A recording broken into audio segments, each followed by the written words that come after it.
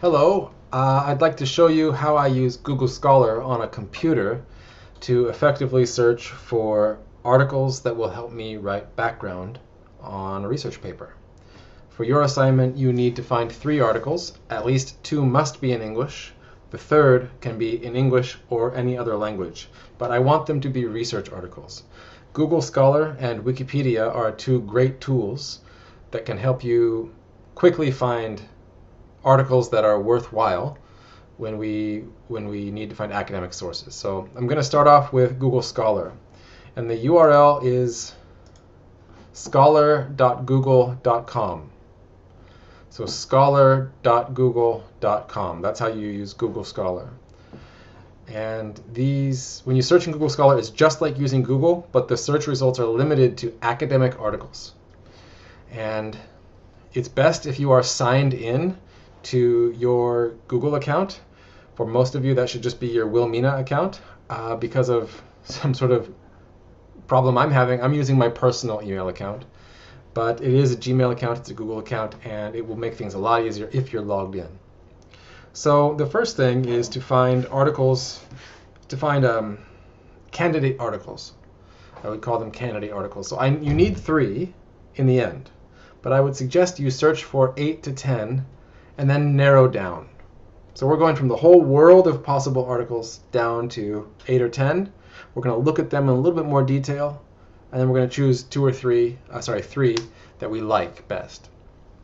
I keep using English writing self-efficacy as the topic that I'm interested in. So I'm going to search some keywords here in Google Scholar.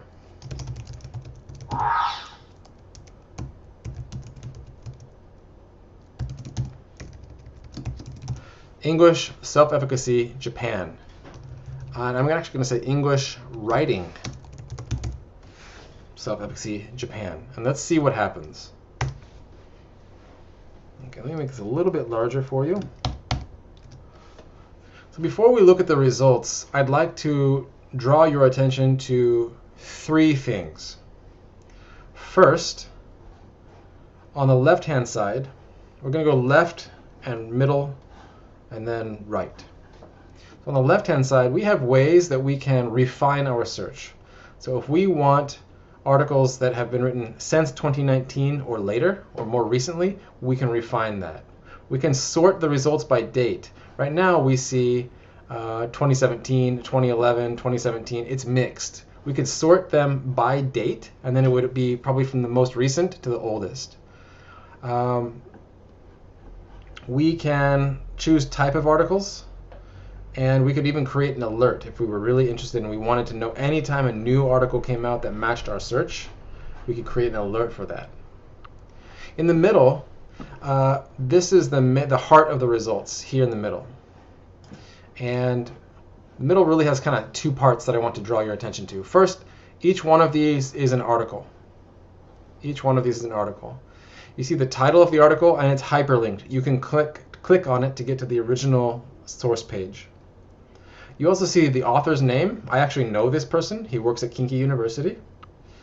We can see the journal that it was published in, and we can see the date, and we can see how many other people have cited it. We could also save it, and this is a really important one for you. If we think this is interesting, we click the star to save it. When we do that, it's going to ask us to save it into our library, and we can label it as something. We can make a new list. So let's call this MDTS4 reading list. Some of you have my class, and it's called AS, Advanced Seminar 4. But we'll call this the reading list. We're going to make a new list, and we'll say done. And now this article is saved to my reading list. And let's just say, for example, let's see, I like this one. I'm going to save it again, and let's do this one, and we're going to save it again. So now I've got 3 articles, just as an example. An important thing to consider when we're saving articles is what we see here. Full view or PDF. This means we can read the whole article. We don't have to pay money. You should never have to pay money. Unfortunately, at OJ, we often don't have access to every research article. On this page, we have access to everything. But if I continue to the next page, this one we also have access. Anyway, many times you won't see this link. You won't see a link to a PDF. And that means you probably don't have access to it. You can't see the whole thing. So that's kind of you can't really access it, so it's hard for you to use it when you do research. Here's a good one. This is a book, actually, so there's no link. Maybe the library at OJ has it. Probably not. But you want to look here and see if there's a PDF available for you. But in the middle, there's a lot of information there. If we go back, so we're back on page 1. Another key button here is the Cite button. When I click on the Cite button, it gives me the citation in APA format and other formats, but it gives me the full citation. Let Google do this work for you. Now, an important note, these citations are not always perfect. Google's pretty good, but it's not perfect. This one here, I'm looking at it, it looks like it's probably perfect. But many times Google is not perfect. Trust me, I've found hundreds, maybe thousands of articles on Google in my lifetime. Many times they're not perfect citations. So this will help you get started, but it's not always perfect. You have to double check. Here, we can click on the full view. If we click here, it's going to show us the full article. Okay, we've got the whole article here. If I were you, if I was very interested in this article, I would probably immediately download it and save it in my Google Drive. But maybe you're not ready to decide if you really want this article. Do not read articles like a book. Do not start at the cover and read all the way through. Don't do that. Here's what you should do when you're looking for research articles to maybe use in your paper. First thing to do, read the abstract. Read this first little section. This is the master summary of the whole paper. It tells you about the research question, the problem, usually what the researcher did, and finally what they conclude. It does everything in one paragraph. It also will have usually some keywords at the bottom. If this is really interesting for you, if this abstract sounds like what you're interested in, I definitely suggest you download the article, keep it in your Google Drive. I suggest you name it something like the article title or the author name and the date. Leeming, 2017, a longitudinal investigation, blah, blah, blah. Now, still, don't read it like a book, even if it's interesting. I want you to go to the end of the article, to the references. Okay, super boring. The part of writing a paper that no student likes. However, references can really help you save a lot of time. If this article was interesting to you, then almost certainly, somewhere in this giant list of references, there are more articles that are also interesting to you. I recommend you take the time to go through the titles of these articles and see if any of the titles seem like they are a match for your theme. That is a very smart and efficient way to locate articles that are of interest to you, to your topic. So that's my strong suggestion. I'm going to go back, and then one more time I want to show you there's something on the right, My Library, and I want to go to specifically the MDTS4 reading list, and I'm going to hit export all, and I could export them as CSV, or there used to be a way to do it. Anyway, I would recommend that you just get used to using the citation button and then copy the citation into a Google document. So I'll show you literally, so let's see, Leeming, copy. So the first was a T, the next is an L, and what else do we got? And now we got an R. This one right here, for example, this is not a perfect citation. I don't know the date. I would want to click on this. This is a so-so article. We don't have enough information about this. I would suggest this is a low-quality article. We don't know where this came from.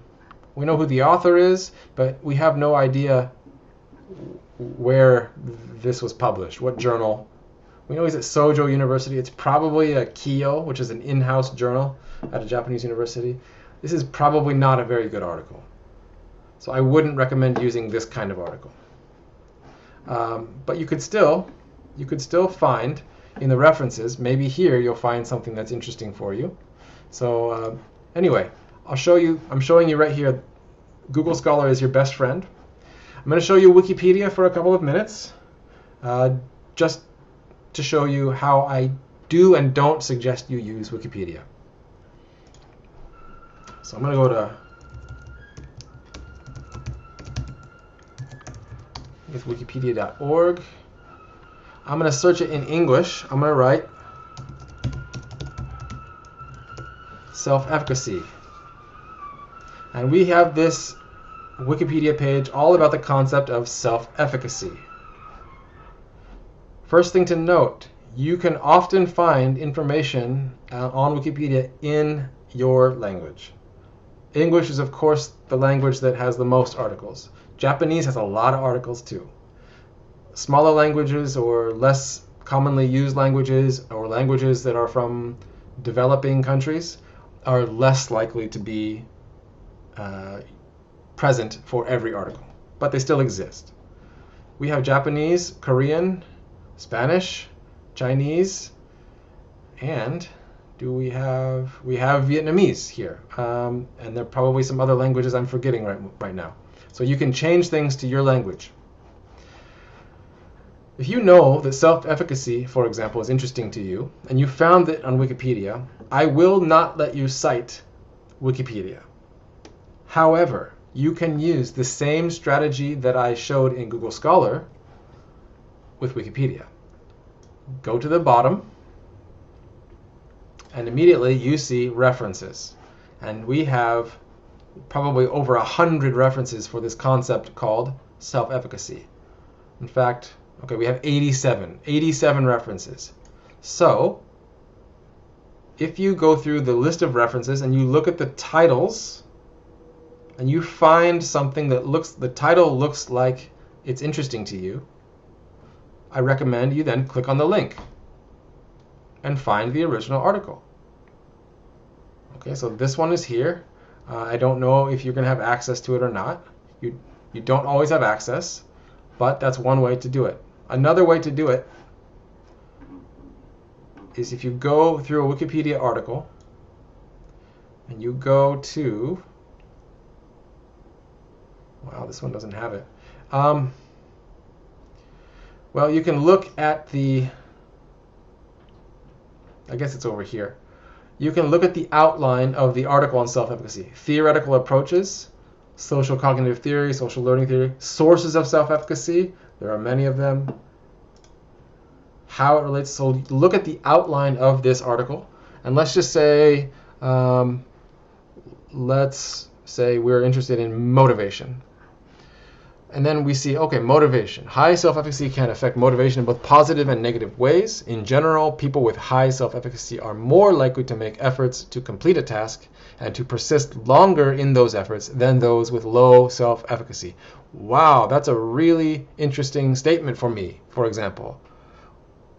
The people who wrote this article on Wikipedia, they created this sentence using this reference. If you hold your mouse on top of this number 18, you get this citation.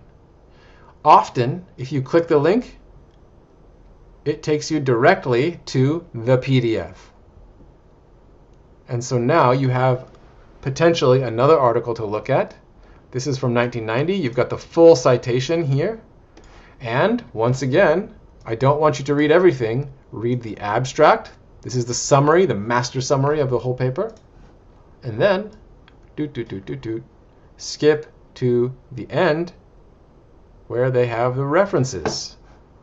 And you have, the format's a little strange for this one, but you have all these references. And again, just look through the titles. You're just reading these titles to see if something pops for you. Wow, that's the one, that's the one. And you find the one, and the one will lead you to more. This is the very efficient way to do background research. I like all of my students, but almost none of my students have anything completely original to research. It doesn't mean your ideas are not original. It means that almost no matter what topic you choose and how specific you think it is, something has been researched in that area by other researchers in the past, probably even being researched right now. Let those professional researchers help you. And the way you let them do that is you look at their papers, but you don't read everything. You read the abstract and you look at their references, and that's how you isolate the small number of papers that you will review for your own research paper in this class. I think that's enough for now. I hope that makes sense. Please do your best to find 3 high-quality papers. 2 of them must be English. 1 can be another language if you want. But they must be high quality. They must be research papers. Thank you.